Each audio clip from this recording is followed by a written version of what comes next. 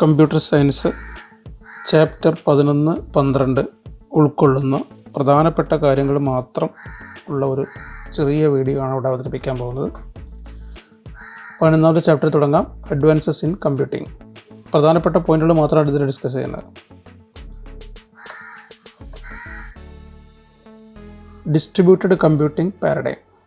നമ്മൾ ഇതുവരെ കണ്ടിട്ടുള്ള പ്രോബ്ലംസ് മുഴുവനും സിംഗിൾ കമ്പ്യൂട്ടർ ബേസ്ഡ് ആണ്, അല്ലെങ്കിൽ സിംഗിൾ പ്രൊസസ്സർ ബേസ്ഡ് ആണ്. ഡിസ്ട്രിബ്യൂട്ടഡ് കമ്പ്യൂട്ടിംഗ് പാരഡൈമിൽ ഒരു പ്രോബ്ലം തന്നെ ചെറിയ യൂണിറ്റുകളായിട്ട് ഡിവൈഡ് ചെയ്യണം. Each unit is distributed to many computers. അതിനെ പല കമ്പ്യൂട്ടറുകൾക്കായിട്ട് ഭാഗിച്ചു കൊടുക്കും. ആ ജോബ്, ഒരു വലിയ ജോബിനെ പല ചെറിയ വർക്കുകളായിട്ട് ഡിവൈഡ് ചെയ്തിട്ട് ഓരോന്നിനെയും ഓരോ കമ്പ്യൂട്ടറിന് കൊടുക്കും. Each computer will have its on private memory. ഓരോ കമ്പ്യൂട്ടറിനും അതിൻ്റേതായ ഒരു പ്രൈവറ്റ് മെമ്മറി ഉണ്ടാവും, അത് ഷെയറബിൾ അല്ല. Connected to network and passes messages each other. ഇത് കമ്പ്യൂട്ടറിനെല്ലാം കൂടി നെറ്റ്വർക്കിൽ കണക്ട് ചെയ്തിട്ട് പരസ്പരം മെസ്സേജുകൾ പാസ് ചെയ്യും to know the status of the work. Okay, ഇനി ഇതിൻ്റെ advantages: 1 economical, 2 speed, 3 reliability, 4 scalability. Limitations: 1 complexity ആണ്, ബിക്കോസ് സാധാരണ പ്രോഗ്രാമിംഗ് ഇതിന് പോരാ, ഇറ്റ് നീഡ്സ് എക്സ്ട്രാ പ്രോഗ്രാമിംഗ്. 2 സെക്യൂരിറ്റിയാണ്, നെറ്റ്വർക്കിൽ കൂടി ഇത് കാര്യങ്ങൾ മെസ്സേജുകൾ പാസ് ചെയ്യുന്നത് കൊണ്ട് അത് ഹാക്ക് ചെയ്യപ്പെടാനുള്ള സാധ്യത കൂടുതലാണ്. 3 നെറ്റ്വർക്ക് റിലയൻസ്. നെറ്റ്വർക്ക് ഫെയിൽ ആവുകയാണെന്നുണ്ടെങ്കിൽ തീർച്ചയായിട്ടും ഈ ഒരു സിസ്റ്റം അൺയൂസബിൾ ആവും. Distributed computing paradigm. ഇനി പഠിക്കേണ്ടത് പാരലൽ കമ്പ്യൂട്ടിംഗ് ആണ്. പാരലൽ കമ്പ്യൂട്ടിംഗ് എന്ന് പറയുമ്പോൾ ഡിസ്ട്രിബ്യൂട്ടഡ് കമ്പ്യൂട്ടിങ്ങിൻ്റെ വേറൊരു മെത്തേഡാണ്. ഒരൊറ്റ കമ്പ്യൂട്ടറിൽ തന്നെ ഒന്നിൽ കൂടുതൽ പ്രോസസ്സേഴ്സ് ഉപയോഗിക്കണം. അതിനെയാണ് നമ്മൾ പാരലൽ പ്രോസസ്സേഴ്സ് എന്ന് പറയുന്നത്. സാധാരണ നമ്മൾ പേഴ്സണൽ കമ്പ്യൂട്ടറുകളിലൊക്കെ ലാപ്ടോപ്പുകളിലൊക്കെ ഒരു സിംഗിൾ പ്രോസസ്സറാണ് ഉണ്ടാവുക. ആ സ്ഥാനത്ത് മൾട്ടിപ്പിൾ പ്രോസസ്സേഴ്സ് യൂസ് ചെയ്യുമ്പോൾ അതിനെ പാരലൽ പ്രോസസ്സിംഗ് എന്ന് പറയും. ഇതിൽ എല്ലാ പ്രോസസ്സറും ഷെയർ ചെയ്യുന്നത് സെയിം മെമ്മറിയാണ്. അതുകൊണ്ട് എന്താ ഗുണം എന്ന് നമുക്ക് നോക്കാം. So message sending over network is not needed. നെറ്റ്വർക്കിലൂടെ മെസ്സേജ് സെൻഡിങ് ചെയ്യേണ്ട ആവശ്യമില്ല. സോ ഇത് ഉപയോഗിക്കുന്ന areas weather forecasting, nuclear science, aerospace engineering ഒക്കെയാണ് ഇതിൻ്റെ ആപ്ലിക്കേഷൻസ്. Serial computing. അപ്പോൾ ഇതുമായിട്ട് ബന്ധപ്പെട്ട് പറയാനുള്ള മറ്റൊന്നാണ് serial computing. Instructions R executed one after the other സീരിയലി using A single processor. ഒരു പ്രൊസസ്സർ ഉപയോഗിച്ചുകൊണ്ട് ഒരു നിർദ്ദേശം കഴിഞ്ഞ് അടുത്തത്, ആ രീതിയിൽ ചെയ്യുന്നതിനാണ് സീരിയൽ കമ്പ്യൂട്ടിംഗ് എന്ന് പറയാം. Advantages of parallel computing: 1 fault tolerance ആണ്. ഒരു നോഡ് ഫെയിൽ ആയാലും സിസ്റ്റം കണ്ടിന്യൂ ചെയ്യും. Sharing. Computing power and storage may be shared by different users. Load sharing. ഒരു വലിയ വർക്ക് ഡിവൈഡ് ചെയ്തിട്ട് പല പ്രൊസസ്സറിനേക്കായിട്ട് കൊടുക്കാം. Scalability. It is easy to expand. Limitations: 1 കോംപ്ലക്സിറ്റിയാണ്. ഇത് പാരലൽ ആപ്ലിക്കേഷൻസ് ഉണ്ടാക്കുക എന്ന് പറഞ്ഞാൽ എളുപ്പമുള്ള ജോലിയല്ല. സാധാരണതിനേക്കാളും കുറച്ചും കൂടി അധികം എഫേർട്ട് വരുന്ന ഒരു പ്രോഗ്രാമിംഗ് ആണ്. Then lack of portability. Machine change ചെയ്യുന്ന സമയത്ത് പ്രോഗ്രാം സ്യൂട്ടബിൾ അല്ലാണ്ട് വരും. ഒരു മെഷീനിൽ നിന്ന് മറ്റൊരു മെഷീനിലേക്ക് നമുക്ക് ഈ പ്രോഗ്രാമിനെ മാറ്റം ചെയ്യാനായിട്ട് പ്രയാസങ്ങൾ ഉണ്ടാകും. ആണ് പോർട്ടബിലിറ്റി, ലാക്ക് ഓഫ് പോർട്ടബിലിറ്റി എന്ന് പറയുന്നത്. Grid computing. Several computers are connected together using network. ഇതിൻ്റെ പ്രത്യേകതയാണ് പല കമ്പ്യൂട്ടർ നെറ്റ്വർക്കിൽ കണക്ട് ചെയ്യുന്നു. Uses a program that makes use of unused resources in grid. അതിനെയാണ് നമ്മൾ ഗ്രിഡ് എന്ന് പറയുന്നത്. ആ ഗ്രിഡിൽ എവിടെയാണ് അൺയൂസ്ഡ് ആയിട്ടുള്ള റിസോഴ്സ് ഉള്ളത് അത് യൂസ് ചെയ്യും, പ്രോഗ്രാം അതിന് യൂസ് ചെയ്യും. Task are broken up and each part is send to different computers. മൊത്തം വർക്ക് നേരത്തെ പറഞ്ഞ പോലെ തന്നെ ടോട്ടലി ഡിവൈഡ് ചെയ്തിട്ട് ഓരോന്നും ഓരോ പാർട്ട് ഓരോ കമ്പ്യൂട്ടറിന് അയച്ചു കൊടുക്കുകയാണ് ചെയ്യുക. The completed task by a computer is send back to the server. ആ കമ്പ്യൂട്ടറിൻ്റെ ജോബ് കംപ്ലീറ്റ് ചെയ്ത് കഴിഞ്ഞാൽ സെർവറിന് തിരിച്ചു നൽകും. സർവീസസ് അവർ grid are knowledge grid, data grid, etcetera. അതിൻ്റെ ഏരിയാസ് ആണ് പറയുന്നത്. Knowledge grid, data grid, etcetera. Disaster management, weather forecasting, ഇങ്ങനെയുള്ള മേഖലകളിലൊക്കെയാണ് ഇത് ഉപയോഗപ്പെടുത്തുന്നത്. Advantages: short time for solving problems. അപ്പോൾ നേരത്തെ പറഞ്ഞ മറ്റൊരു രൂപത്തിൽ പറഞ്ഞതേ ഉള്ളൂ. വലിയ പ്രോബ്ലം ഡിവൈഡ് ചെയ്ത് കൊടുക്കുമ്പോൾ കൂടുതൽ വേഗത്തിൽ അത് സോൾവ് ചെയ്ത് വരും. Existing hardware used effectively. നിലവിലുള്ള കമ്പ്യൂട്ടർ തന്നെ നമുക്ക് വളരെ ഭംഗിയായിട്ട് ഉപയോഗപ്പെടുത്താം. Scalable, easy to expand. ശ്രദ്ധിക്കേണ്ട ഒരു കാര്യമാണ്, ഈ സ്കെയിലബിലിറ്റി എല്ലാത്തിലുണ്ട്. പാരലൽ കമ്പ്യൂട്ടിങ്ങിലും പിന്നെ ഈ പറയുന്ന ഗ്രിഡ് കമ്പ്യൂട്ടിങ്ങിലൊക്കെ സ്കെയിലബിലിറ്റി പറയുന്നുണ്ട്. ഏറ്റവും ആദ്യം പറഞ്ഞ ഡിസ്ട്രിബ്യൂട്ടഡ് കമ്പ്യൂട്ടിങ്ങിലൊക്കെ പറയുന്നുണ്ട്. Limitations: low speed network. നെറ്റ്വർക്കിൻ്റെ സ്പീഡ് കുറവാണെങ്കിൽ സ്വാഭാവികമായിട്ട് ഇതിന് പ്രശ്നങ്ങളുണ്ടാവും. 2 ലൈസൻസിങ് ഇഷ്യൂസ്. അതായത് ഇതിൽ ഒരുപാട് ഡിഫറെൻറ്റ് കമ്പ്യൂട്ടേഴ്സ് നെറ്റുകളിൽ കൊണ്ടുവരികയാണ്. അപ്പോൾ ചില സോഫ്റ്റ്വെയർസ് ചില കമ്പ്യൂട്ടറിൽ റൺ ചെയ്യാൻ പറ്റാത്ത എന്തെങ്കിലും ഇഷ്യൂസ് ഉണ്ടാവും, സോഫ്റ്റ്വെയർ ലൈസൻസിങ് ഇഷ്യൂസ് ഉണ്ടാവും. അങ്ങനെ വരുമ്പം ആ ഒരു വർക്ക് ഫ്രീ ആണ്, ഒരു വർക്ക് നമുക്കുണ്ട്, ഒരു കമ്പ്യൂട്ടർ ഫ്രീ ആണ്, പക്ഷേ ആ വർക്ക് ചിലപ്പോൾ അവിടെ കൊടുക്കാൻ പറ്റില്ല. കാരണം ആ വർക്ക് സോൾവ് ചെയ്യാനുള്ള സോഫ്റ്റ്വെയർ ചിലപ്പോൾ അവിടെ റൺ ചെയ്യാൻ പറ്റുന്നുണ്ടാവില്ല. അതാണ് ഈ അതുകൊണ്ട് ഉദ്ദേശിക്കുന്നത്. ഇനി cluster computing, linking several personal computer and storage devices. ഒരുപാട് പേഴ്സണൽ കമ്പ്യൂട്ടറുകളും സ്റ്റോറേജ് ഡിവൈസുകളും പരസ്പരം ബന്ധിപ്പിക്കുക, ലിങ്ക് ചെയ്യുക. Connected over A fast local area network. ഒരു ലോക്കൽ ഏരിയ നെറ്റ്വർക്കിലാണ് ഇതിനെ കണക്ട് ചെയ്യുന്നത്. It implements parallel processing. ഈ ഒരു ടെക്നിക്കിലൂടെ ഇംപ്ലിമെൻറ്റ് ചെയ്യപ്പെടാൻ പോകുന്നത് പാരലൽ പ്രോസസ്സിംഗ് ആണ്. അപ്പോൾ ചുരുക്കി പറഞ്ഞാൽ നമ്മൾ മനസ്സിലാക്കേണ്ടത്, ഒരു 10 പേഴ്സണൽ കമ്പ്യൂട്ടർ നമ്മൾ കണക്ട് ചെയ്യുകയാണെങ്കിൽ, ഇൻ്റർലിങ്ക് ചെയ്യുകയാണെങ്കിൽ, ഇതേപോലെ ലിങ്ക് ചെയ്യുകയാണെങ്കിൽ 10 പ്രൊസസ്സറുള്ള ഒരു കമ്പ്യൂട്ടറിൻ്റെ പെർഫോമൻസാണ് നമുക്ക് കിട്ടാൻ പോകുന്നത്.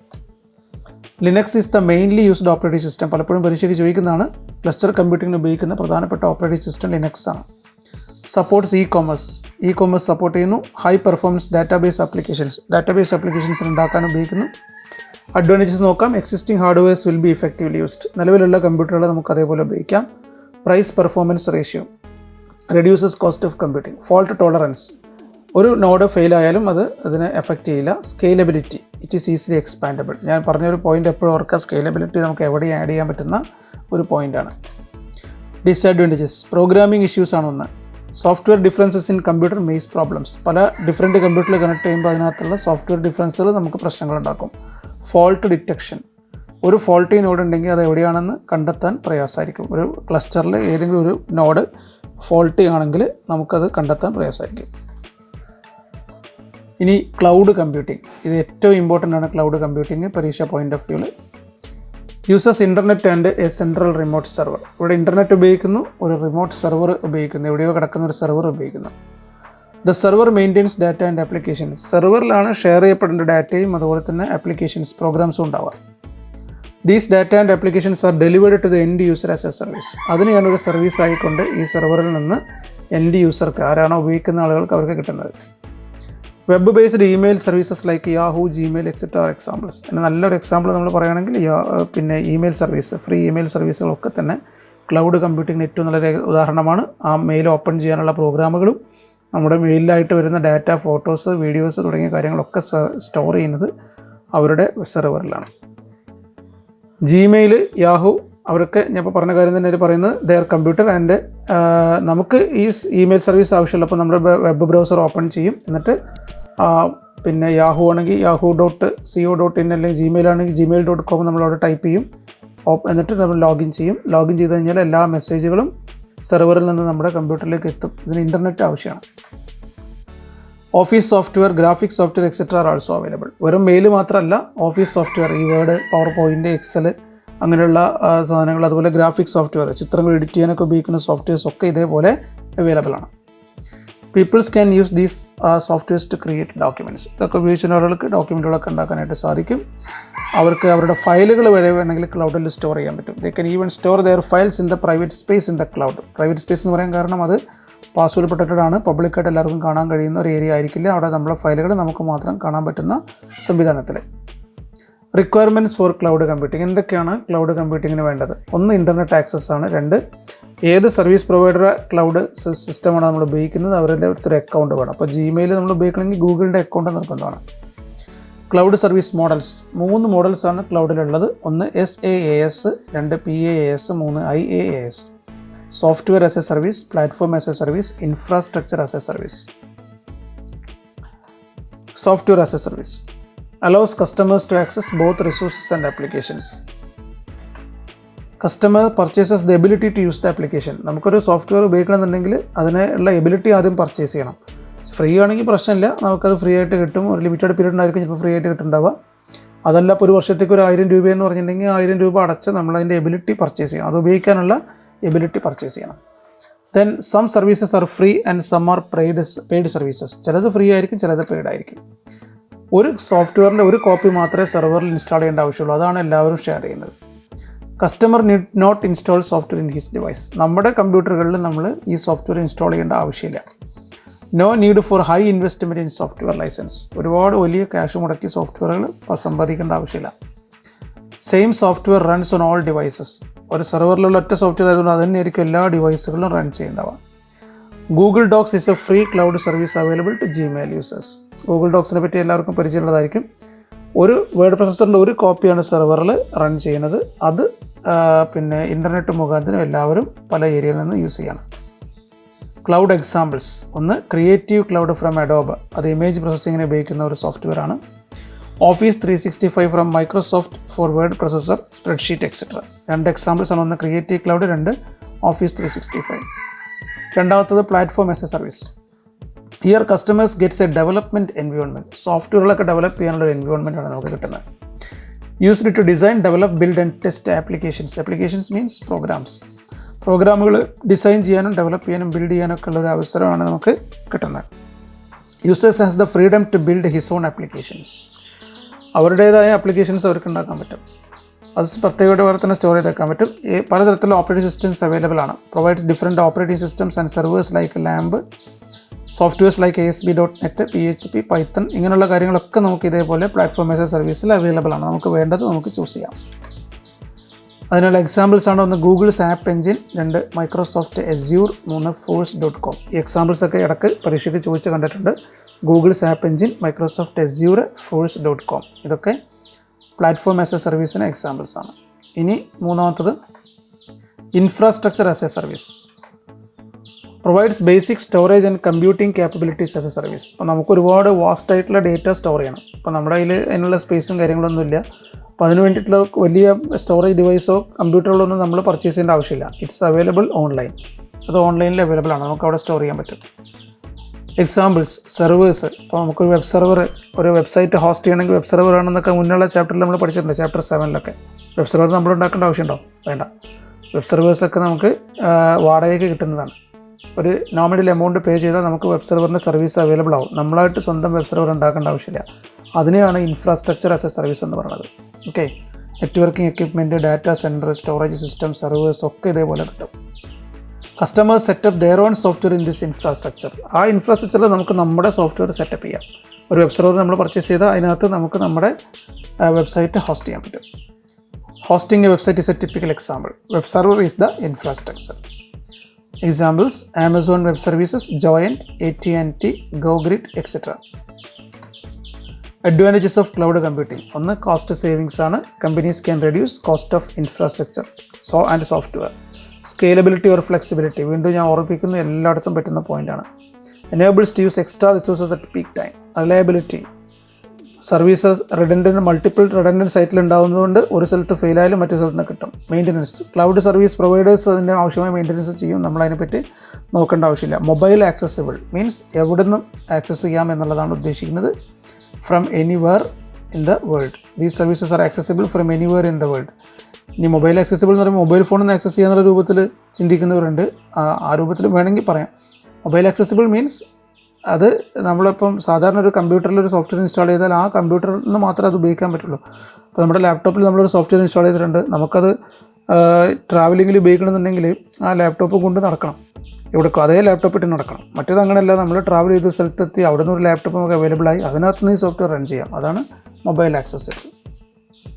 Limitations of cloud computing. Security and privacy. Data store ചെയ്യുന്നത് ഒരു പബ്ലിക് നെറ്റ്വർക്കിലാണ്, ഷെയർഡ് സിസ്റ്റങ്ങളിലാണ്. അതുകൊണ്ട് തന്നെ ഡാറ്റ മോഷ്ടിക്കപ്പെടാനും കറപ്റ്റ് ചെയ്യപ്പെടാനുള്ള സാധ്യതയുണ്ട്. Lack of standards. ക്ലൗഡുകൾക്ക് യാതൊരു സ്റ്റാൻഡേർഡ്സും ഇല്ല. അപ്പോൾ അതുകൊണ്ട് ഇൻ്റർഓപ്പറബിൾ അല്ല. ഇനി രണ്ടാമത്തെ പാർട്ട് ഈ ചാപ്റ്ററിൽ ആർട്ടിഫിഷ്യൽ ഇൻ്റലിജൻസ് ആണ്. അതിലെ പ്രധാനപ്പെട്ട കാര്യങ്ങൾ മാത്രമേ പറയുന്നുള്ളൂ. Developing programs to make a computer think and act like a man. ഒരു മനുഷ്യനെ പോലെ ചിന്തിക്കാനും പ്രവർത്തിക്കുന്ന കഴിയുന്ന കമ്പ്യൂട്ടറുകൾ ഉണ്ടാക്കാം. അത്തരം പ്രോഗ്രാമുകൾക്ക് ഇൻ്റലിജൻസ് ഉണ്ടായിരിക്കണം. Okay. That needs knowledge to be represented effectively. Intelligence ഉണ്ടാവണമെന്നുണ്ടെങ്കിൽ നമുക്ക് നോളജ് റെപ്രസെൻറ്റ് ചെയ്യാൻ കഴിയണം. Basic unit of knowledge is symbols. നോളജിൻ്റെ ഏറ്റവും ചെറിയ യൂണിറ്റ് എന്ന് പറയുന്നത് സിംബലുകളാണ്. അക്ഷരങ്ങളും അക്കങ്ങളും ഒക്കെയാണ്. Symbols are used to form data. അങ്ങനെയുള്ള സിംബലുകൾ ഉപയോഗിച്ചുകൊണ്ട് ഡാറ്റ ഫോം ചെയ്യും. Then data are processed to form information. അങ്ങനെയുള്ള ഡാറ്റ പ്രോസസ്സ് ചെയ്തിട്ട് ഇൻഫർമേഷൻസ് ഉണ്ടാക്കും. നമ്മൾ ഫസ്റ്റ് ഇയറിലൊക്കെ പഠിച്ചിട്ടുണ്ട്. Processed data are called information. Knowledge is organised information. അങ്ങനെയുള്ള ഇൻഫർമേഷൻ വളരെ ഓർഗനൈസ് ചെയ്ത് ഇഫക്റ്റീവായിട്ട് സ്റ്റോർ ചെയ്താൽ അതിനെയാണ് നോളജ് എന്ന് പറയുന്നത്.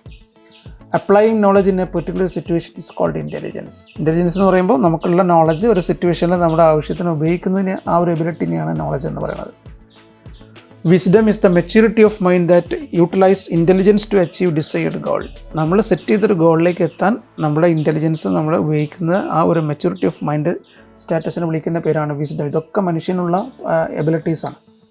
അതിനൊരു കമ്പ്യൂട്ടറിന് കൊണ്ടുവരണം, അതാണ് ഉദ്ദേശിക്കുന്നത്. Mathematical model of knowledge representation is already developed. Knowledge represent ചെയ്യാനുള്ള എല്ലാ സംവിധാനങ്ങളും കമ്പ്യൂട്ടറിനകത്ത് റെപ്രസെൻറ്റ് ചെയ്യാനുള്ളത് ഉണ്ട്. ബട്ട് ഇൻറ്റ്യൂഷൻ, കോൺഷ്യസ്നെസ്, ഇമോഷൻസ് അങ്ങനെയുള്ള ഹ്യൂമൻ ക്യാരക്ടറിസ്റ്റിക്സിനെ റെപ്രസെൻറ്റ് ചെയ്യാനുള്ള ഒരു മാർഗവും ഇപ്പോഴും കണ്ടെത്തിയിട്ടില്ല, ശരിയായ മാർഗങ്ങൾ കണ്ടെത്തിയിട്ടില്ല. Then cybernetics. It is the study of communication between men and machine. മനുഷ്യനും അതുപോലെ യന്ത്രവും തമ്മിലുള്ള കമ്മ്യൂണിക്കേഷൻ. യന്ത്രം ഹിയർ ഇവിടെ ഉദ്ദേശിക്കുന്നത് കമ്പ്യൂട്ടറാണ്.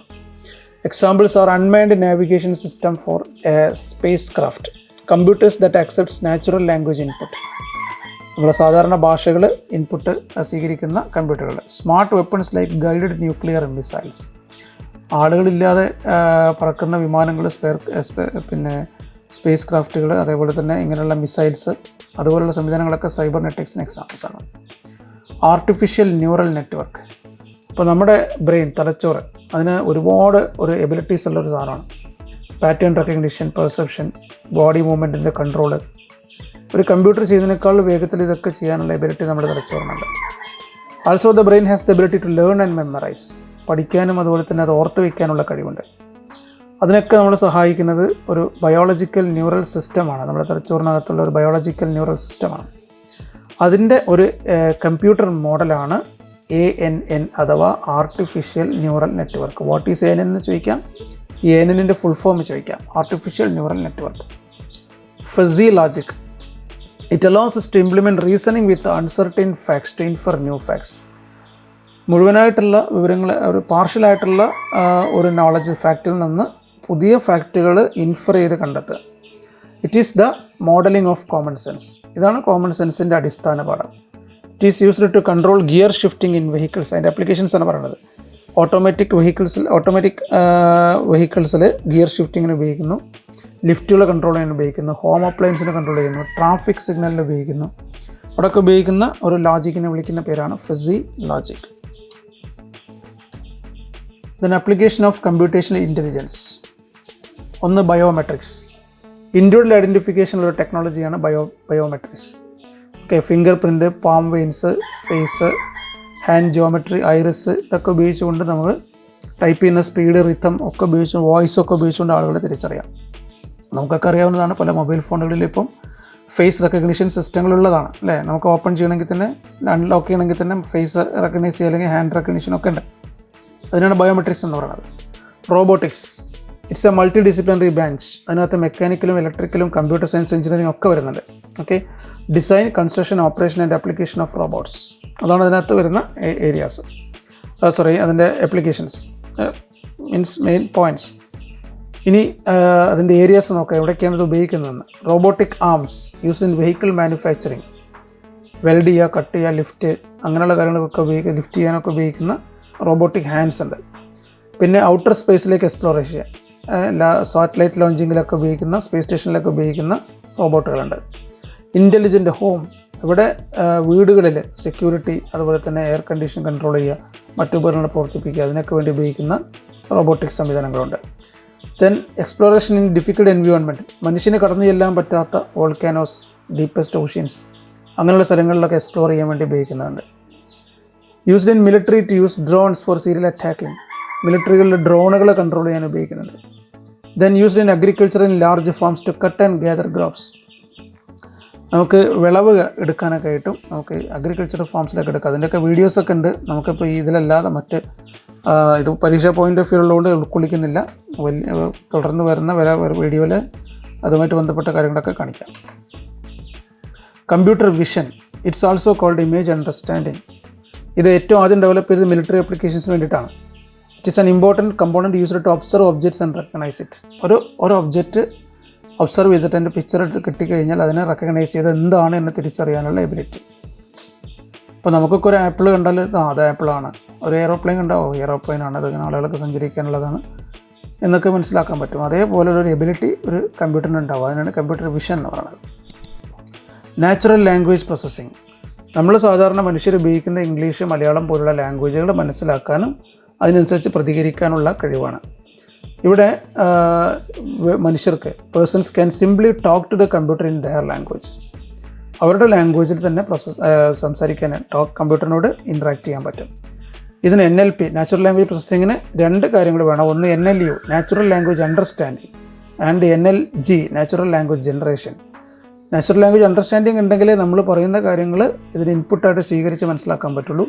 നാച്ചുറൽ ലാംഗ്വേജ് ജനറേഷൻ കേപ്പബിലിറ്റി ഉണ്ടെങ്കിൽ തിരിച്ച് അതേപോലെ ഇങ്ങോട്ട് പറയാൻ പറ്റുള്ളൂ. അപ്പോൾ രണ്ടും വേണം. അണ്ടർസ്റ്റാൻഡിങ്ങും വേണം, എബിലിറ്റിയും ജനറേഷൻ എബിലിറ്റിയും വേണം. Automatic speech recognition, ASR. Automatic speech recognition is identify words that a person speaks and convert them to written text. നമ്മളിങ്ങനെ സംസാരിച്ചാൽ അതിനെ ഒരു റിട്ടൺ ടെക്സ്റ്റ് ആക്കിയിട്ട് മാറ്റുക. അതാണ് automatic speech recognition. ASR supports applications like dictation, command and control, voice dialing, etc. Google Now നമുക്ക് എല്ലാവർക്കും പരിചയമുള്ള സാധനമാണ്. It's an example for automatic speech recognition or ASR. OCR, optical character recognition or handwritten character recognition. Print ചെയ്ത ഡോക്യുമെൻറ്റുകൾ scan ചെയ്ത text ഫോർമാറ്റിലേക്ക് മാറ്റുക ASCII കോഡുകൾ ഉപയോഗിച്ചുകൊണ്ട്. അതുപോലെ തന്നെ OCR packages are available for most languages. പല ലാംഗ്വേജുകൾക്കും ഇത് അവൈലബിൾ ആണ്. Google hand writing input is A best example for hand written character recognition. നമുക്കറിയാം ഗൂഗിൾ ഹാൻഡ് റൈറ്റിംഗ് നമ്മുടെ ജസ്റ്റ് എഴുതിയാൽ മതി മൊബൈലിൽ, അത് കറക്റ്റ് അക്ഷരങ്ങളാക്കി തരും. Then bioinformatics. It is the application of computer technology to store biological information. Biological information store ചെയ്യാൻ കമ്പ്യൂട്ടറിനെ ഉപയോഗിക്കാം. Okay, അതുപോലെ അത് പിന്നെ സ്റ്റോർ ചെയ്യാനും അനലൈസ് ചെയ്യാനും ഇൻറ്റഗ്രേറ്റ് ചെയ്ത് ജീൻ ബേസ്ഡ് ഡ്രഗ് ഡെവലപ്മെൻറ്റിനൊക്കെ ഉപയോഗിക്കുന്ന ഒരു സംഭവമാണ് bioinformatics. Geographic information system. It studies data related to images of various position on earth surface. ഭൂമിയിലെ ഉപരിതലങ്ങളിലുള്ള പല ഏരിയാസും അതിൻ്റെ ഇമേജസൊക്കെ ഉപയോഗിച്ച് സ്റ്റഡി ചെയ്യാം. GIS can show various kind of data in a map such as road, forest, rivers, etc. ഇതൊക്കെ മാപ്പുകളിൽ കാണിക്കാനുള്ള സംവിധാനങ്ങളൊക്കെ ഉണ്ടാവും. It can be used in soil mapping, water resource management, governance etcetera. പല ആപ്ലിക്കേഷൻസ്, അതിൻ്റെ ഏരിയാസ് ഓഫ് ആപ്ലിക്കേഷൻസ് ആണ് soil mapping, water resource management, governance etcetera.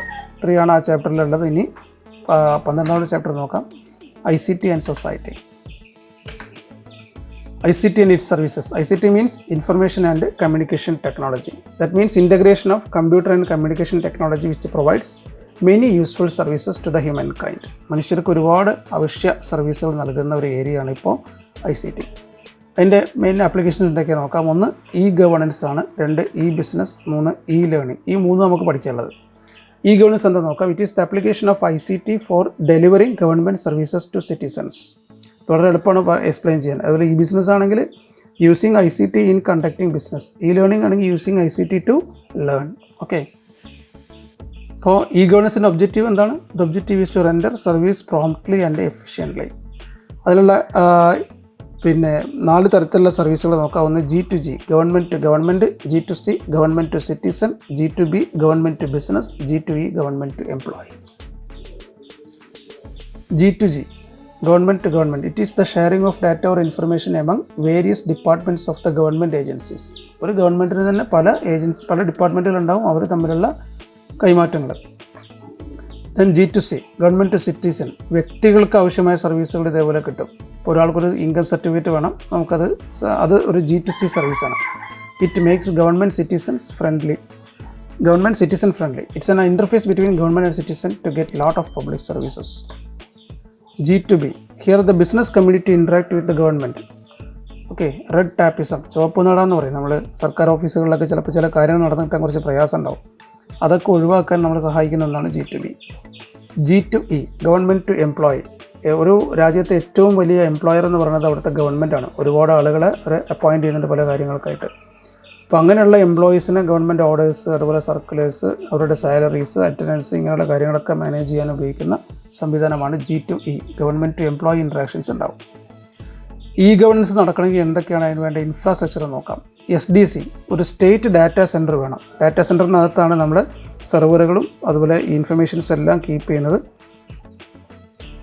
അപ്പോൾ ഒരു state data centre നമുക്ക് ആവശ്യമാണ്.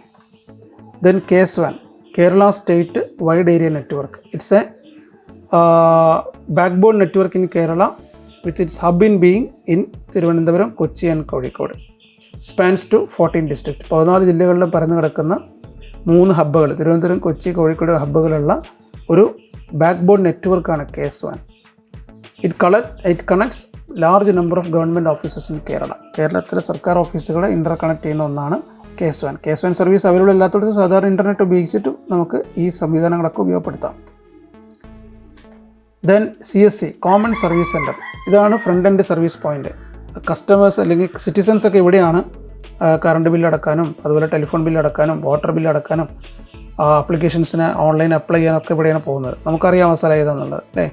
ഏകജാലകത്തിന് അപേക്ഷിച്ച സ്ഥലമൊക്കെ നമുക്കറിയാം. അത് പിന്നെ കേരളത്തിലെ അക്ഷയ സെൻറ്ററുകളാണ് ഏറ്റവും നല്ല examples for the CSC, common service centre. ഇതുണ്ടെങ്കിൽ സാധാരണക്കാരനായ ആളുകൾക്ക് ഈ ഒരു സർവീസ് ഉപയോഗപ്പെടുത്താൻ പറ്റുള്ളൂ. Governance benefits. It leads to automation of government services, strengthens democracy, ensures more transparency. Then it makes government department responsible, reduces time and money in visiting government offices. Limitations. Those who lives in remote areas will find it difficult. വളരെ വിദൂര സ്ഥലങ്ങളിലുള്ളവർക്ക് ഇത് പ്രയാസമായിരിക്കും. Security is another problem in e-governance. ഇൻ്റർനെറ്റും web വേൾഡിലൊക്കെ ഉപയോഗിക്കുന്നതുകൊണ്ട് security ഒരു പ്രശ്നമാണ്. Huge initial investment, state data centre വേണം, KS1 പോലുള്ള പബ്ലിക് നെറ്റ്വർക്കുകൾ വേണം, CSC എസ്റ്റാബ്ലിഷ് ചെയ്യണം. അപ്പോൾ തുടക്കത്തിൽ ഭയങ്കര ചിലവാണ്. Many persons are reluctant to give their private details to the CSC വഴിയാണ് നമ്മൾ അപ്ലൈ ചെയ്യുമ്പോൾ നമ്മുടെ പ്രൈവറ്റ് ഡീറ്റെയിൽസ് ഒക്കെ കൊടുക്കാൻ ചിലർക്ക് ഒരു മടിയുണ്ടാവും. പിന്നെ integrity of various departments is essential. അടുത്ത ബിസിനസ്സാണ്. It means sharing of data and information by means of ICT applications. It's an extension of e-commerce. E-commerce involves business transaction that involves exchange of money, whereas e-business includes all stages like marketing, customer, education, etc. E-commerce എന്ന് പറയുമ്പോൾ വെറും പിന്നെ business transactions മാത്രമാണ്. സാമ്പത്തികമുള്ള business transaction മാത്രം. ഇപ്പോൾ സാധനങ്ങൾ കൈമാറ്റം ചെയ്യുക, അതിൻ്റെ പേയ്മെൻറ്റ് കൊടുക്കുക, അത് കഴിഞ്ഞു. ബിസിനസ് അവിടെ കഴിഞ്ഞു. E-commerce അവിടെ കഴിഞ്ഞു. ബിസിനസ് എന്ന് പറഞ്ഞിട്ടുണ്ടെങ്കിൽ ഒരു ബിസിനസ്സിൻ്റെ എല്ലാ കാര്യങ്ങളും, കസ്റ്റമർ എഡ്യൂക്കേഷനും മാർക്കറ്റിങ്ങും അതിൻ്റെ തുടക്കം മുതലുള്ള എല്ലാ കാര്യങ്ങളും കൺട്രോൾ ചെയ്യാൻ നമുക്ക് ICT സർവീസുകൾ ഉപയോഗിക്കാം. EPS, ഇലക്ട്രോണിക് പേയ്മെൻറ്റ് സിസ്റ്റം, ഒക്കെ ഫുൾ ഫോം ചോദിക്കാൻ സാധ്യതകളാണ്. It's A system of financial exchange between the seller and buyer in e-business. ബിസിനസ്സിൽ പണം കൈമാറാൻ ഉള്ള ഒരു മാർഗ്ഗമാണ് EPS. It is implemented through debit card, credit card, ATM, internet bank, etcetera. Banking, automated delivery of banking services directly to the customers through electronic channel. Advantages of e-business: overcomes geographical limitations, operational cost for business can reduce, minimizes travel cost and time, remains open all times 24/7 days. The customer get a wider range of choice of all brands. ഇനി പ്രശ്നങ്ങൾ എന്തൊക്കെയാണെന്ന് നോക്കാം. Challenges ആണ്, limitation എന്നല്ല, challenges. നമ്മൾ overcome ചെയ്യാൻ കഴിയുന്ന ചില പ്രോബ്ലംസ് ആണ്. A good percentage of citizen is unaware of IT. പലർക്കും IT അറിയുന്നുണ്ടാവില്ല. Most rural customers does not use debit card, credit card, net banking, etcetera. Properly ഉപയോഗിച്ചിട്ടില്ല എന്നുണ്ടെങ്കിൽ customers may lose their cash. Customers are not able to physically inspect an item purchasing. വാങ്ങുന്ന item physically തൊട്ട് നോക്കി purchase ചെയ്യാനുള്ള അവസരമില്ല. Perfect and efficient shipment service is needed. Shipment service ആവശ്യമാണ് കസ്റ്റമറുടെ പ്രിമൈസിലേക്ക് സാധനങ്ങൾ എത്തിക്കാൻ. Next, e-learning. The use of electronic media and ICT in education is termed as e-learning. It brings out a virtual classroom. ഇനി വരാൻ പോകുന്ന സാഹചര്യത്തിൽ ഇത് വളരെ ഇമ്പോർട്ടൻ്റ് ആണ്, ഇത്തരം വിർച്വൽ ക്ലാസ് മുറികൾ. ഇപ്പോൾ നമ്മുടെ കൊറോണയുടെ കാലമാണ്. സ്കൂളുകളൊക്കെ എപ്പോൾ തുറക്കുമെന്ന് അറിയില്ല, കോളേജുകൾ എപ്പോൾ തുറക്കുമെന്ന് അറിയില്ല. പത്രങ്ങളിലൊക്കെ നമ്മൾ സ്ഥിരം കാണുന്നുണ്ട്. Okay, in which student and teacher does not gather at a common place. അതാണ് ശ്രദ്ധിക്കേണ്ടത്. സ്റ്റുഡൻസും ടീച്ചേഴ്സും ഒരു കോമൺ പ്ലേസിൽ ഗ്യാദർ ചെയ്യുന്നില്ല. നമ്മളിപ്പോൾ അങ്ങനെയാണ്. സ്കൂളാണെങ്കിലും കോളേജ് ആണെങ്കിലും ഒരു കോമൺ പ്ലേസിൽ ഒരു കോമൺ ടൈമിൽ സ്റ്റുഡൻസും വരുന്നു, ടീച്ചേഴ്സും വരുന്നു. അവിടെ ഒരു ഗ്രൂപ്പായിട്ട് ഇരുന്നിട്ടാണ് നമ്മൾ ഇൻട്രാക്ഷൻസൊക്കെ നടക്കുന്നത്. അത് വിർച്വലി ചെയ്യുക. ക്ലാസ് റൂം എന്ന് പറഞ്ഞാൽ കുട്ടികൾ എവിടെയോ ആണ് ഇരിക്കുന്നത്, അധ്യാപകൻ വേറെ എവിടെയോ ആണ്, പക്ഷേ അവർക്ക് ഒന്നിച്ച് ഗ്യാദർ ചെയ്യാനൊരു പ്ലാറ്റ്ഫോം ഉണ്ടാവുക. അതാണ് e-learning. Book, it is the facility by which we could store a book in digital form. Digital ഫോമിൽ ബുക്കുകൾ സ്റ്റോർ ചെയ്യാൻ പറ്റും. ഒരു ബുക്ക് റീഡർ സോഫ്റ്റ്വെയർ ഉപയോഗിച്ചുകൊണ്ട് നമുക്ക് അതിനെ വായിക്കാനും പറ്റും. Some book supports voice output. ചിലത് നമുക്ക് വെറുതെ കേട്ടുകൊണ്ടിരുന്നാൽ മതി, അതന്നെ വോയിസ് ചെയ്യും. അത് ഔട്ട്പുട്ട് ചെയ്ത് സ്പീക്കറൊക്കെ വെച്ചുകൊണ്ട്, ലൗഡ് സ്പീക്കർ അല്ലെങ്കിൽ പിന്നെ ഹെഡ്ഫോണൊക്കെ വെച്ചുകൊണ്ട് നമുക്ക് അങ്ങനെ കേൾക്കാം. Text. Textual information is available in computer form is e text. ഇവിടെ ചിത്രങ്ങളും മറ്റു കാര്യങ്ങളൊന്നും ഉണ്ടാവില്ല, ടെക്സ്ച്വൽ ഇൻഫർമേഷനാണ്. It can be read aloud by a computer or e text reader. ഒരു ഈ ടെക്സ്റ്റ് റീഡർ ഉപയോഗിച്ചുകൊണ്ട് അത് ഉറക്കെ അത് വായിപ്പിക്കാൻ പറ്റും. ഏറ്റവും വിഷ്വലി ചലഞ്ചഡ് ആയിട്ടുള്ള ആളുകൾക്കൊക്കെ നല്ലൊരു ടൂളാണ് ഈ ടെക്സ്റ്റ്. ഓൺലൈൻ ചാറ്റ്, ടീച്ചർ കുട്ടികൾക്ക് എന്തെങ്കിലും സംശയങ്ങളുണ്ടെങ്കിൽ അത് തീർത്തു കൊടുക്കാനൊക്കെ ആയിട്ട് ഓൺലൈൻ ചാറ്റ് കണ്ടക്ട് ചെയ്യാൻ പറ്റും. Text chat between 2 or more persons. It can be used to discuss topics between teacher and students. E-content, learning materials in different multimedia formats like audio, video, etc. are called e-content. They may be telecasted or uploaded in website for use by students. Videos audios ഒക്കെ ഉണ്ടാക്കിയിട്ട് അതിനാണ് ഈ content എന്ന് പറയാം. അതിനെ നമുക്ക് telecast ചെയ്യുകയോ അല്ലെങ്കിൽ ഏതെങ്കിലും വെബ്സൈറ്റുകളിൽ അപ്ലോഡ് ചെയ്യുകയോ ചെയ്യാം. ഇപ്പോൾ നിങ്ങളിപ്പോൾ ഈ ഒരു വീഡിയോ, ഈ 2 ചാപ്റ്ററിൻ്റെ വീഡിയോസ് കേട്ടുകൊണ്ടിരിക്കുന്നത് ഒരു യൂട്യൂബ് എന്ന് പറയുന്ന ചാനലിലാണ്. അത് ഈ കണ്ടൻറ്റാണ്. ഞാൻ ആ വീഡിയോ ഉണ്ടാക്കി അത് ഒരു വെബ്സൈറ്റിൽ അപ്ലോഡ് ചെയ്തു. നിങ്ങളത് ആവശ്യമുള്ള സ്ഥലത്ത് നിന്ന് എടുത്ത് ഉപയോഗിക്കുന്നു. ഈ content. Educational TV channels. These channels telecast recorded classes, interviews with experts, lab experiments, etc. ദൂരദർശൻ്റെ വ്യാസ് എന്ന് പറയുന്ന ചാനൽ, അതുപോലെ തന്നെ കേരള ഗവൺമെൻറ്റിൻ്റെ വിക്ടേഴ്സിൽ പല പ്രോഗ്രാമുകളും വരുന്നത് നിങ്ങൾക്കറിയുണ്ടാവും. ഈവൻ എൻട്രൻസ് കോച്ചിങ് ഉൾപ്പെടെയുള്ള കാര്യങ്ങൾ വിക്ടേഴ്സിൽ നടക്കുന്നുണ്ട്. ഓരോ വിഷയത്തിൻ്റെയും പരീക്ഷയുടെ മുന്നോടിയായിട്ടുള്ള ട്രെയിനിങ് സെഷൻസ് നടക്കുന്നുണ്ട്. ഒരുപാട് നല്ല പ്രോഗ്രാമുകളൊക്കെ ഉള്ള ഒരു ചാനലാണ് വിക്ടേഴ്സ്. അതുപോലുള്ള എഡ്യൂക്കേഷണൽ TV ചാനൽസ് മറ്റൊരു ലേണിംഗ് ടൂളാണ്. അപ്പോൾ ഈ ബുക്ക്, ഈ ടെക്സ്റ്റ്, ഓൺലൈൻ ചാറ്റ്, ഈ കണ്ടൻറ്റ്, എഡ്യൂക്കേഷണൽ TV ചാനൽ, ഏതെങ്കിലും 3 ടൂൾസൊക്കെ എക്സ്പ്ലെയിൻ ചെയ്യാൻ പറഞ്ഞ ചോദ്യങ്ങൾ പരീക്ഷയ്ക്ക് ഉണ്ടാവാറുണ്ട്. Advantages of learning. Offers a variety of courses. It facilitates education for a number of students in distant location. Cost of learning is lesser. People with limited incomes are also supported. It allows us to do online courses. Time and place is not a constraint. സ്ഥലവും സമയവും നമുക്കൊരു പ്രശ്നമല്ല.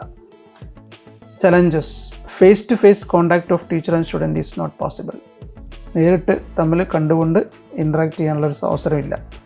Proper interaction of teacher students may be limited. Need for equipment and technology. ഇത് ഉപയോഗിക്കണമെന്നുണ്ടെങ്കിൽ നമ്മുടെ കയ്യിൽ അതിനനുസരിച്ചുള്ള equipments, ടെക്നോളജിയൊക്കെ വേണം. Fast internet connection വേണം. ഇത്തരം കാര്യങ്ങൾ സപ്പോർട്ട് ചെയ്യുന്ന മൊബൈൽ ഫോണുകളോ അല്ലെങ്കിൽ ലാപ്ടോപ്പുകളോ വേണം. Learners who need constant motivation may not get it. ചില ആളുകൾ ഇങ്ങനെ ഇടക്കും തലക്കൊക്കെ അവരിങ്ങനെ മോട്ടിവേറ്റ് ചെയ്തുകൊണ്ടേയിരിക്കണം. അങ്ങനെയുള്ള ആളുകൾക്കുള്ള ശ്രദ്ധ കിട്ടില്ല. Hands on practice in real laboratory is challenging. Laboratory experiments കൊടുക്കുന്നത് പ്രയാസമാണ്. കാരണം ലബോറട്ടറി ഒരു കുട്ടിക്ക് വീട്ടിൽ എസ്റ്റാബ്ലിഷ് ചെയ്യാൻ പറ്റില്ല, അത് പ്രയാസമാണ്. അപ്പോൾ അത്തരം കേസുകൾ നമുക്ക് ഇത്തിരി ബുദ്ധിമുട്ടുണ്ടാവും. ഇൻഫർമേഷൻ സെക്യൂരിറ്റി ഈ ചാപ്റ്ററിലെ 2ാമത്തെ ഭാഗമാണ്. മറ്റുള്ള പ്രോപ്പർട്ടീസ് പോലെ ലാൻഡ്, ബിൽഡിങ്, ഇതൊക്കെ ഓരോരുത്തർക്കും അവകാശമുണ്ട്. അതുപോലെ പിന്നെ ഡോക്യുമെൻ്റ് ഉണ്ട് കയ്യിൽ, ഇത് എൻ്റേതാണ് സ്ഥാപിക്കാനുള്ള. ഓക്കെ, പക്ഷേ നമ്മൾ ക്രിയേറ്റീവ് വർക്കുകൾ, സോഫ്റ്റ്വെയറുകൾ, സിനിമകൾ, പാട്ടുകൾ, അതുപോലെ ഒരാൾ പുതുതായിട്ട് കണ്ടെത്തിയൊരു പ്രൊഡക്റ്റ്, ഇങ്ങനെയുള്ളതിനൊക്കെ ഇതുപോലെ ഒരു സെക്യൂരിറ്റി കൊടുക്കാൻ വേണ്ടിയിട്ട് ലോകാടിസ്ഥാനത്തിൽ ഉണ്ടാക്കിയിട്ടുള്ള ഒരു റൈറ്റാണ് ഇൻ്റലക്ച്വൽ പ്രോപ്പർട്ടി റൈറ്റ്, അല്ലെങ്കിൽ IPR. ഒരാളൊരു പ്രൊഡക്റ്റ് ആദ്യം ഉണ്ടാക്കി കഴിഞ്ഞാൽ അതിൻ്റെ ഡിസൈൻ ഉൾപ്പെടെയുള്ള കാര്യങ്ങൾ അയാൾക്കൊരു പ്രൊട്ടക്ഷൻ കൊടുക്കണം. അപ്പോൾ ഒന്നുണ്ടാക്കി കഴിഞ്ഞാൽ വേറൊന്നുണ്ടാക്കൽ വളരെ എളുപ്പമാണ്. ഞാനൊരു പുതിയ പ്രൊഡക്റ്റ് ഉണ്ടാക്കി, അതുപോലത്തെ ഒരു പ്രൊഡക്റ്റ് വേറെ ഉണ്ടാക്കൽ വളരെ എളുപ്പമുള്ള കാര്യമാണ്. പക്ഷേ അയാൾ ആദ്യം ഉണ്ടാക്കിയ ഒരുപാട് വർഷങ്ങളുടെ അധ്വാനം കൊണ്ടായിരിക്കും ഇത് ഉണ്ടാക്കിയിട്ടുണ്ടാവും. അപ്പോൾ അതിനൊരു പ്രൊട്ടക്ഷൻ കൊടുക്കണം. അതിനാണ് IPR. ഓക്കെ, 2 തരത്തിലുള്ള പ്രൊട്ടക്ഷൻസാണ് ഇവിടെ കിട്ടുന്നത്. ഒന്ന് copyright, 2 industrial property right. Copyright, industrial property right. Copyright. Copyright is a legal right given to the creator of a work for a limited period. It prohibits reproduction, performance and broadcasting to the public, translation or adaptation. ഒരാൾ ഉണ്ടാക്കിയൊരു work അതിന് ഒരു നിശ്ചിത കാലത്തേക്ക് ഒരു protection കൊടുക്കുക. അപ്പോൾ അത് വേറൊരാൾ റീപ്രൊഡ്യൂസ് ചെയ്യാൻ പാടില്ല. അതിനെ പെർഫോം ചെയ്യരുത്. ഇപ്പോൾ സിനിമകളൊക്കെയാണ് ഇവിടെയും കൊണ്ട് പെർഫോം ചെയ്യരുത്, ബ്രോഡ്കാസ്റ്റ് ചെയ്യരുത്. TV-യിൽ, റേഡിയോയിലൊക്കെ അനുമതി ഇല്ലാതെ നമ്മളതിനെ ബ്രോഡ്കാസ്റ്റ് ചെയ്യാൻ പാടില്ല. ഓക്കെ, പിന്നെ ഈവൺ ഒരു സമ്മേളന നഗരിയിലോ അല്ലെങ്കിൽ ഒരു കല്യാണ വീട്ടിലോ ഒന്നും നമുക്കത് പിന്നെ ആ പാട്ട് പാടിക്കാനുള്ള അവകാശമില്ല എന്നുള്ളതാണ് സത്യം. പിന്നെ ട്രാൻസ്ലേറ്റ് ചെയ്യരുത്. അങ്ങനെയുള്ള കാര്യങ്ങളൊക്കെ ഉള്ള ഒരു പ്രൊട്ടക്ഷൻ നിയമമാണ് കോപ്പിറൈറ്റ്. 2 industrial property right. ഇവിടെ ഒരു പ്രൊഡക്റ്റിനാണ് കൊടുക്കുന്നത്. ഒരു ഫിസിക്കലി കാണാൻ കഴിയുന്ന പ്രൊഡക്റ്റാണ്. നമ്മൾ നേരത്തെ പറഞ്ഞ കോപ്പിറൈറ്റ്. ഇപ്പോൾ ഒരു സിനിമ എന്ന് പറഞ്ഞപ്പോൾ നമ്മളിങ്ങനെ ഫിസിക്കലി ഒരു സിനിമയ്ക്ക് ഒരു ഷേപ്പില്ലല്ലോ. ചതുരത്തിലാണോ നീളത്തിലാണോ വെച്ചാൽ നമുക്ക് പറയാൻ പറ്റില്ല. അങ്ങനെ ഒരു ഷേപ്പില്ല. നമുക്കത് ഫീൽ ചെയ്യാം, കാണാം, സിനിമ കാണാം. അല്ലാതെ സിനിമ എന്ന് പറഞ്ഞൊരു സംഗതി എന്താണെന്നുള്ള അങ്ങനെ ഒരു ഒബ്ജക്റ്റ് ഇല്ല. അപ്പോൾ എന്നാൽ ഇൻഡസ്ട്രിയൽ പ്രോപ്പർട്ടി റൈറ്റ് കൊടുക്കുന്ന ഒബ്ജക്റ്റുകൾക്കാണ്. ഇൻഡസ്ട്രിയൽ അല്ലെങ്കിൽ അഗ്രികൾച്ചർ പ്രൊഡക്റ്റിന് കൊടുക്കുന്ന ഒരു റൈറ്റാണ് ഇൻഡസ്ട്രിയൽ പ്രോപ്പർട്ടി റൈറ്റ്. അത് പലതുണ്ട്: patent, trademark, industrial design and geographical indications. നമുക്ക് എന്തൊക്കെയാണ് നോക്കാം. ഇൻഡസ്ട്രിയൽ പ്രോപ്പർട്ടി റൈറ്റിൽ ആദ്യത്തത് patent. Patent means an exclusive right granted for invention. ഒരു പുതിയ ഇൻവെൻഷന് കൊടുക്കുന്ന ഒരു എക്സ്ക്ലൂസീവ് റൈറ്റാണ്. An invention, the invention must be related to process or product, must be new, involve inventive steps, industrial use, etc. to get patent. പുതിയ product ആയിരിക്കണം, അതിനകത്ത് അത്യാവശ്യം സ്റ്റെപ്പുകളും കാര്യങ്ങളൊക്കെ ആയുള്ള ഒരുപാട് മെനക്കെടുകൾ ഉണ്ടായിരിക്കണം. അങ്ങനെ ഉണ്ടാകുന്ന ഒരു പ്രൊഡക്റ്റിന് കൊടുക്കുന്ന ഒരു പ്രൊട്ടക്ഷനാണ് പാറ്റൻറ്റ്. കുറച്ച് വർഷങ്ങളിലേക്ക് ഇത് ഇയാൾക്ക് മാത്രം നിർമ്മിക്കാനുള്ള അവകാശം കിട്ടുള്ളൂ. വേറെ ആർക്കും അത് നിർമ്മിക്കാൻ പാടില്ല. നിർമ്മിക്കാൻ പറ്റില്ല എന്നല്ല, നിർമ്മിക്കാൻ പാടില്ല. Trademark it's a distinctive sign that identifies a particular service or goods. ഒരു സിമ്പിളാണ്. ട്രേഡ് മാർക്ക് എന്ന് പറഞ്ഞൊരു സിമ്പിളാണ്, അല്ലെങ്കിൽ ഒരു പേരെഴുതുന്ന അല്ലെങ്കിൽ ഒരു ലോഗോ ഒക്കെയാണ്. അത് ആ രീതിയിൽ വേറെ ആളും എഴുതാൻ പാടില്ല. അപ്പോൾ ഐഡിയൻ്റെ സിമ്പിൾ എല്ലാവർക്കും പരിചയമുള്ളതാണല്ലോ അല്ലേ. Industrial design protection is another one. ഒരു പ്രൊഡക്റ്റിന് ഒരു ഷേപ്പ് ഉണ്ടെങ്കിൽ അത് വേറൊരാൾ അതേപോലെ കോപ്പി ചെയ്യാൻ പാടില്ല. Okay, A product will have A shape. ഒരു ഷേപ്പ് ഉണ്ടാവും, അല്ലെങ്കിൽ ഒരു പാറ്റേൺ ഉണ്ടാവും, ഒരു കളർ ഉണ്ടാവും. അത് മറ്റുള്ളവർ അതേപോലെ ഇമിറ്റേറ്റ് ചെയ്യാൻ പാടില്ല. കൊക്കക്കോളൻ്റെ ബോട്ടിൽ, ഐഫോണിൻ്റെ ഡിസൈന് ഒക്കെ അതിന് എക്സാമ്പിൾസാണ്. Geographical indication. ചില പ്രൊഡക്റ്റുകൾക്ക് അതിൻ്റെ സ്ഥലത്തിൻ്റെ നാമം കൂടി അറിയപ്പെടും. ആറന്മുള കണ്ണാടി, പാലക്കാടൻ മട്ട എന്നൊക്കെ പറയുന്ന പോലെ ഒരു ക്വാളിറ്റി ഗ്യാരണ്ടി ചെയ്യുന്ന ആ സ്ഥലനാമം കൂടി ഐഡൻറ്റിഫൈ ചെയ്ത് ഉപയോഗിക്കുക. അപ്പോൾ ഒരാൾ ഒരു മട്ട റൈസ് ഉണ്ടാക്കിയിട്ട് അതിന് പാലക്കാടൻ മട്ട റൈസ് എന്ന് വിളിക്കാൻ പാടില്ല. അത് നിയമപരമായിട്ട് തെറ്റാണ്. Infringement. Unauthorised use of intellectual property such as selling a patent invention, using trademark name or copying a music file etcetera is called infringement. It's a punishable offence. ഇപ്പോൾ ഇൻഫ്രിഞ്ച്മെൻറ്റ് നമ്മൾ മനസ്സിലാക്കേണ്ടത് ഈ പറയുന്ന തൊട്ട് മുകളിൽ പറഞ്ഞ നിയമങ്ങളൊക്കെ ലംഘിച്ചുകൊണ്ട് ഒരാളുടെ പ്രൊഡക്റ്റ് ഉപയോഗിക്കുകയോ അല്ലെങ്കിൽ ഒരു പുതിയ പ്രൊഡക്റ്റ് ഉണ്ടാക്കുകയോ ചെയ്താൽ അതിനെയാണ് ഇൻഫ്രിഞ്ച്മെൻറ്റ് എന്ന് പറയുക. അതൊരു പണിഷബിൾ ഒഫൻസാണ്. Cyber space it's an unreal world in which communication takes places through computer networks. ആളുകൾ തമ്മിലുള്ള വിവരങ്ങൾ കൈമാറ്റം ചെയ്യപ്പെടുന്നത് കമ്പ്യൂട്ടർ നെറ്റ്വർക്കിലൂടെയാണ്. It's a place where social interaction dominates. It is uncontrolled and unregulated. നമുക്കറിയാം എല്ലാ സോഷ്യൽ മീഡിയാസും ഈ ഒരു ഗണത്തിൽ പെടും, സൈബർ സ്പേസിൽ. Cyber crime. Banking and other crucial information may be stolen using malicious software, malware or through illegal ഹാക്കിങ്ങിലൂടെയോ അല്ലെങ്കിൽ malware softwares ഉപയോഗിച്ചുകൊണ്ട് ഒരാളുടെ വ്യക്തിഗത വിവരങ്ങളും പാസ്വേഡിലൊക്കെ ചോർത്തിയെടുക്കുക, എന്നിട്ട് അത് മിസ്യൂസ് ചെയ്യുക. അങ്ങനെയുള്ള ആക്ടിവിറ്റീസിനെ പറയുന്ന പേരാണ് cyber crime. It is defined as such criminal activity using computer and computer networks. Computer നെറ്റ്വർക്കുകൾ ഉപയോഗിച്ചുണ്ടാക്കുന്ന ക്രൈമുകൾ. It can be 3 types: cyber crime against individuals, crime against property and crime against government. ചോദിക്കാറുണ്ട്. Cyber crime against individuals ഒന്ന് identity തെഫ്റ്റാണ്. ഒരാളുടെ പേര്, credit card number അങ്ങനെയുള്ളതൊക്കെ മോഷ്ടിച്ചെടുക്കുക. 2 ഹരാസ്മെൻ്റ് ആണ്. Harassment means posting comments focusing gender, race, religion etcetera. കമൻറ്റുകളുടെ ആളെ ജെൻഡർ, അതുപോലെ തന്നെ റിലീജിയന്, പിന്നെ ദേശീയത ഒക്കെ പറഞ്ഞുകൊണ്ട് അയാളെ ബുദ്ധിമുട്ടിക്കുന്ന, അയാളെ വിഷമിപ്പിക്കുന്ന തരത്തിലുള്ള കമൻറ്റുകൾ കൊടുക്കുക. ഇമ്പേഴ്സണേഷൻ ആൻഡ് ചീറ്റിംഗ്. മറ്റൊരാളാണെന്ന് പറഞ്ഞുകൊണ്ട് വേറൊരാളെന്ന് പ്രിറ്റൻഡ് ചെയ്തുകൊണ്ട് നമ്മൾ മെസ്സേജുകളൊക്കെ അയക്കുക. Then violation of privacy. ഒരാളുടെ അനുവാദമില്ലാതെ അയാളുടെ വീഡിയോസ് അതുപോലെ ഇമേജസ് ഒക്കെ പോസ്റ്റ് ചെയ്യുക. Dissemination of obscene material.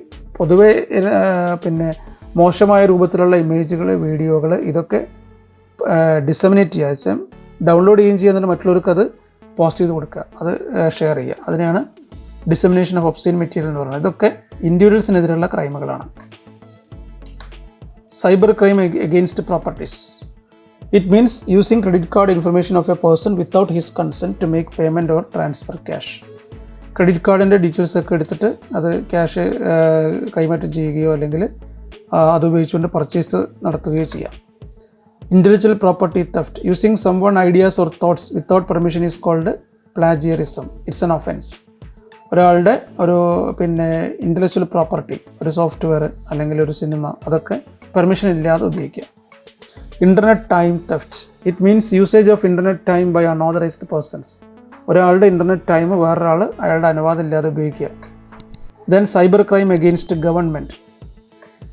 Cyber terrorism. It's a cyber attack against sensitive computer like a nuclear system, air traffic, telephone, etc. Then website defacement. ഒരു government website hack ചെയ്തുകൊണ്ട് അതിൽ മറ്റെന്തെങ്കിലും മെസ്സേജുകൾ പോസ്റ്റ് ചെയ്യാം. Website ഡിഫേസ്മെൻ്റ് എന്ന് അതിനെ പറയാം. Attack against e governance site, e governance സൈറ്റുകൾക്കെതിരെയുള്ള attack. Okay, denial of service attack എന്ന് പറയുമ്പോൾ ഫസ്റ്റ് ഇയറിൽ പഠിച്ചിട്ടുണ്ട്. DOS and DDoS, denial of service attack, distributed denial service of attack എന്ന് പറഞ്ഞിട്ട് നമ്മൾ ഫസ്റ്റ് ഇയറിൽ പഠിച്ചിട്ടതാണ്. അപ്പോൾ അത് ഉപയോഗിച്ചുകൊണ്ട് സർവീസ്, ഒരു ഗവൺമെൻറ് സൈറ്റിൻ്റെ സർവീസ് ബ്ലോക്ക് ചെയ്യിപ്പിക്കുക, അതിനെയാണ് attack against e governance site എന്ന് പറയുന്നത്. സൈബർ എത്തിക്സ്, നമ്മൾ ഇൻ്റർനെറ്റ് വേൾഡിൽ ഫോളോ ചെയ്യുന്ന ചില ഗൈഡ് ലൈൻസ് ആണ്. Our action should not hurt others, our activities are actually monitored. Use antivirus programs in your computer to protect it from virus attack. Ensure security of website when making payments. Do not respond to email from unknown sources. Use complex password. Do not press checkbox or OK button without reading content. Avoid use of unauthorized softwares. Do not use read language. Do not use the option remember password in a shared computer. ഇതൊക്കെ നമ്മുടെ നന്മയ്ക്ക് വേണ്ടി പറയുന്ന കാര്യങ്ങളാണ്. ചെയ്താൽ നന്നാവും, ചെയ്യണം എന്നുള്ള റൂൾസ് അല്ല. റൂൾസും എത്തിക്സും രണ്ടാണ്. എത്തിക്സ് നമ്മുടെ നല്ലതിന് വേണ്ടി പറയുന്ന, അതായത് നമ്മൾ രീതിയിൽ ചെയ്യേണ്ട ചില മര്യാദകളാണ്. റൂൾസ് എന്ന് പറഞ്ഞാൽ നമ്മൾ നിർബന്ധമായിട്ട് ഫോളോ ചെയ്യേണ്ടതാണ്. റൂൾസ് വയലേറ്റ് ചെയ്താൽ പണിഷബിളാണ്. എത്തിക്സ് വയലേറ്റ് ചെയ്ത് വെച്ചാൽ പണിഷബിൾ ഒന്നുമില്ല, പക്ഷേ നമുക്ക് ചില പ്രയാസങ്ങൾ ഉണ്ടാവും. Cyber laws, it is law governing the use of computers and internet. It is necessary to control transactions in internet. Information technology act 2000 amended in 2008. ഇന്ത്യയിലുള്ള ഒരു ആക്റ്റാണ് information technology act. Under this act violations are reviewed seriously and offences will be punished.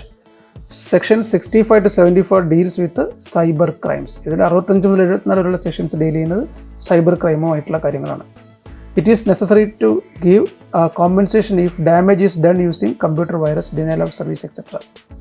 ഒരു website defacement നടത്തുകയോ അല്ലെങ്കിൽ ഒരു computer വൈറസുകൾ ഉപയോഗിച്ചുകൊണ്ട് ആക്രമിച്ച് നശിപ്പിക്കുകയോ ചെയ്താൽ അതിനുള്ള കോമ്പൻസേഷൻ, എന്താണ് നെസസറി ആയിട്ടുള്ള കോമ്പൻസേഷൻ നമ്മൾ കൊടുക്കാൻ ബാധ്യസ്ഥരാവും അക്കോർഡിംഗ് ടു ദിസ് ലോ.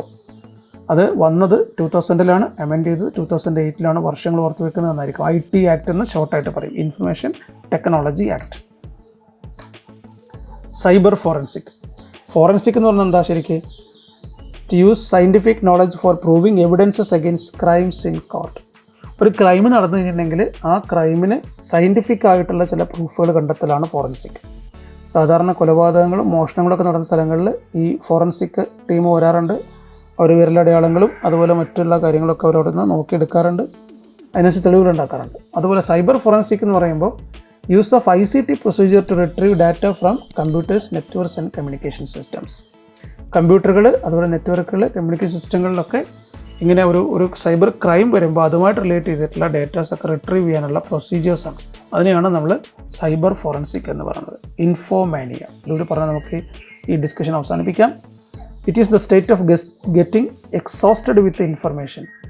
ധാരാളം ഇൻഫർമേഷൻസ് ഇങ്ങനെ വന്നിട്ട് നമുക്കൊരു പ്രയാസം വരുന്നൊരവസ്ഥയാണ്. It occurs due to accumulation of information from various sources like internet, email etcetera, but cannot be processed. അത്രയും പ്രോസസ്സ് ചെയ്യാനും അത്രയും മനസ്സിലാക്കിയെടുക്കാനൊക്കെ ബുദ്ധിമുട്ടായിരിക്കും. Infomania is the excessive enthusiasm for knowledge. ഇനിയും നമുക്ക് അറിവുകൾ, ഇൻഫർമേഷൻസ് കിട്ടണമെന്നുള്ള തോന്നലുണ്ടാവാം. ഓക്കെ, അതുകൊണ്ടുണ്ടാകുന്ന പ്രശ്നം എന്താ? This may result in neglecting duties, families etcetera. Constantly checking social media sites, emails are symptoms of ഇൻഫോമാനിയ.